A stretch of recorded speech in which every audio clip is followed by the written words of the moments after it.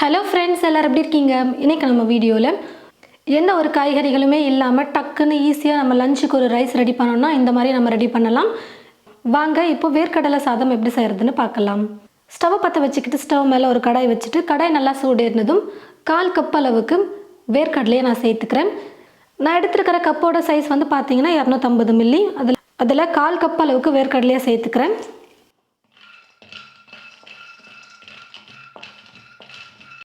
வேர்க்கடலையை கொஞ்சம் கலர் மாற்றி வர வரைக்கும் நல்லா வறுத்து எடுத்துக்கிட்டேன். இப்போது இந்த வேர்க்கடலையை ஒரு பிளேட்டுக்கு மாற்றிக்கிறேன். இப்போ இதே கடாயில் 1.5 டீஸ்பூன் அளவுக்கு கடலைப்பருப்பு சேர்த்துக்கிறேன். 1.5 டீஸ்பூன் உளுத்தம்பருப்பு, 2 டீஸ்பூன் வெள்ளை எள்ளு சேர்த்துக்கிறேன். வெள்ளை எள்ளுக்கு பதிலாக நீங்கள் கருப்பு எள் வேணுன்னா கூட சேர்த்துக்கலாம். கூடவே காரத்துக்கு வந்து பார்த்தீங்கன்னா நான் வந்து 5லேருந்து 6 காஷ்மீரி மிளகாய் வந்து எடுத்திருக்கேன். உங்களுக்கு இந்த மிளகாய் இல்லைனா பரவாயில்ல, நம்ம வீட்டில் நார்மலாக யூஸ் பண்ணுற வரமிளகாவே நீங்கள் சேர்த்துக்கோங்க. நார்மலாக யூஸ் பண்ணுற வரமிளகாய் சேர்க்கும்போது காரம் வந்து பார்த்து சேர்த்துக்கோங்க. உளுத்தம்பருப்பு, கடலைப்பருப்பு, எள்ளு எல்லாமே வந்து பார்த்திங்கன்னா நல்லா இப்போ பொன்னிறமாக வறுபட்டு வந்துருச்சு. நல்லா கலர் மாதிரி கொஞ்சம் வறுபட்டு வந்ததுக்கப்புறமா இது கூட தேங்காவை சேர்த்துக்கலாம். சும்மா ஒரு கைப்பிடி அளவுக்கு நான் வந்து பார்த்திங்கன்னா தேங்காவை துருவி எடுத்து வச்சுருக்கேன். அந்த தேங்காய் துருவில் சேர்த்துக்கிறேன். கொஞ்சம் லைட்டாக ட்ரையாக வர வரைக்கும் வறுத்து எடுத்துக்கலாம். தேங்காய் கொஞ்சம் ட்ரை ஆகிற வரைக்கும் வறுத்து எடுத்துக்கிட்டேன். இப்போது ஸ்டவ் ஆஃப் பண்ணிவிட்டு இதை ஒரு பிளேட்டுக்கு மாற்றிக்கிறேன்.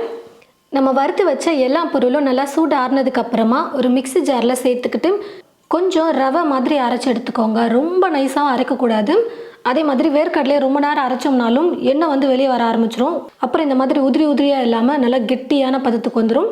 கொஞ்சம் பார்த்து இந்த மாதிரி ரவை பதத்துக்கு இருக்கிற மாதிரி நீங்கள் அரைச்சி எடுத்துக்கோங்க கொரகொரன்னு. பருப்பையெல்லாம் வறுத்து வச்சு அதே கடாயிலே இப்போ நான் வந்து பார்த்தீங்கன்னா ஸ்டவ் பற்ற வச்சுக்கிட்டு இந்த கடாயில் எண்ணெயை சேர்த்துக்க போகிறேன். எண்ணெய் நல்லா காஞ்சதும் கடுகு கொஞ்சம் சேர்த்துக்கிறேன். கடுகு நல்லா பொரிஞ்சதும் கொஞ்சமாக வேர்க்கடலையை சேர்த்துக்கிறேன். எண்ணெயில் லைட்டாக வேர்க்கடலையை வறுத்ததுக்கப்புறமா ஒரு பாதி அளவுக்கு வேர்க்கடலை வறுப்பட்டு வந்ததுக்கப்புறமா 1/2 டீஸ்பூன் அளவுக்கு உளுத்தம்பருப்பு சேர்த்துக்கிறேன். ஒரு வரமிளகாவை எடுத்து சின்ன சின்னதாக கட் பண்ணி வச்சுருக்கேன், அதை சேர்த்துக்கிறேன். கொஞ்சமாக பெருங்காயத்தூள் சேர்த்துக்கிறேன்.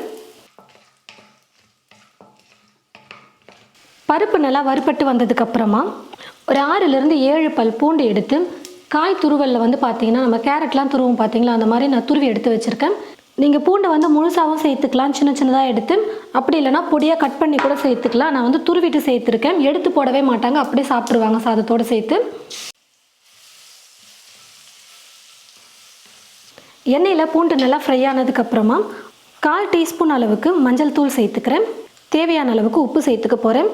சாதத்துக்கும் சேர்த்து இப்போவே நான் வந்து உப்பு சேர்த்துக்கிறேன். இப்போ இது கூட நம்ம ரெடி பண்ணி வச்சுருக்கிற இந்த பவுடரையும் சேர்த்துக்கலாம்.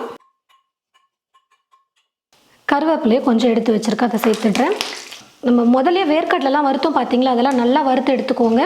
தீஞ்சு போகவும் கூடாது, அதே சமயம் வறுபடாமலும் இருக்கக்கூடாது. கரெக்டாக பொன்னிறமாக வர வரைக்கும் நல்லா வறுத்து எடுத்துக்கிட்டிங்கன்னா தான் டேஸ்ட் வந்து நல்லாயிருக்கும், சாப்பிடவும் நல்லாயிருக்கும்.